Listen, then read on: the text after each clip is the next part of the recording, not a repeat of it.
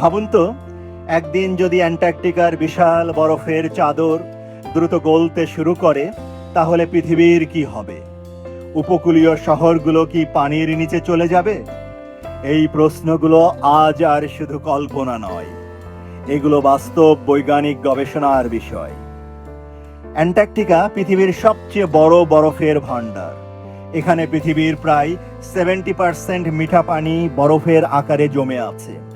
এই বিশাল বরফ পৃথিবীর জলবায়ু নিয়ন্ত্রণে গুরুত্বপূর্ণ ভূমিকা পালন করে। যদি অ্যান্টার্কটিকার বরফ দ্রুত গলতে থাকে, তাহলে প্রথম বড় প্রভাব পড়বে সমুদ্রপৃষ্ঠের উচ্চতার ওপর।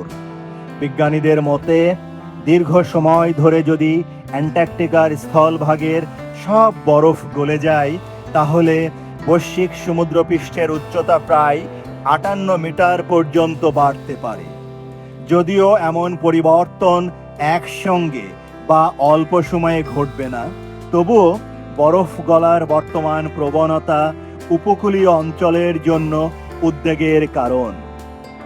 এর ফলে বিশ্বের অনেক নিম্নভূমি ও উপকূলীয় শহর, যেমন মিয়ামি, সাংহাই, আলেকজান্দ্রিয়া এবং বাংলাদেশের অনেক উপকূলীয় এলাকা জলবদ্ধতা, জলোচ্ছ্বাস ও ভূমিক্ষয়ের ঝুঁকিতে পড়তে পারে। দ্বিতীয় বড় প্রভাব হলো জলবায়ু পরিবর্তন। অ্যান্টার্কটিকার বরফ সূর্যের আলো প্রতিফলিত করে পৃথিবীকে ঠান্ডা রাখতে সাহায্য করে। বরফ কমে গেলে সমুদ্রের গাঢ় নীল পানি বেশি তাপ শোষণ করবে, ফলে পৃথিবী আরও দ্রুত উষ্ণ হতে পারে। এই প্রক্রিয়াকে বলা হয় আইস অ্যালবিডো ফিডব্যাক। এছাড়া অ্যান্টার্কটিকার বরফ গলে প্রচুর মিঠা পানি সমুদ্রে মিশলে সমুদ্রের লবণাক্ততা পরিবর্তিত হতে পারে। এর ফলে মহাসাগরের গুরুত্বপূর্ণ স্রোতগুলোর গতি প্রকৃতি বদলে যেতে পারে, যা বিশ্বের বিভিন্ন অঞ্চলের আবহাওয়ায় দীর্ঘমেয়াদী প্রভাব ফেলতে পারে। আরও একটি বড় ঝুঁকি হলো বন্য প্রাণী।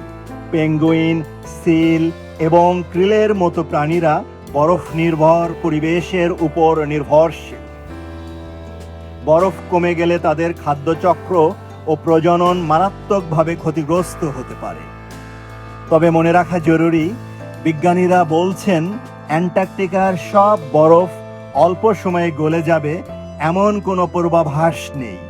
কিন্তু বর্তমান জলবায়ু পরিবর্তনের কারণে বরফ গলার হার নিয়ে উদ্বেগ বাড়ছে। তাই কার্বন নিঃসরণ কমানো এবং পরিবেশ রক্ষা এখন আগের চেয়েও আরও গুরুত্বপূর্ণ। অ্যান্টার্কটিকাকে রক্ষা করা মানে শুধু একটি মহাদেশকে রক্ষা করা নয়, বরং পুরো পৃথিবীর ভবিষ্যৎকে সুরক্ষিত রাখা।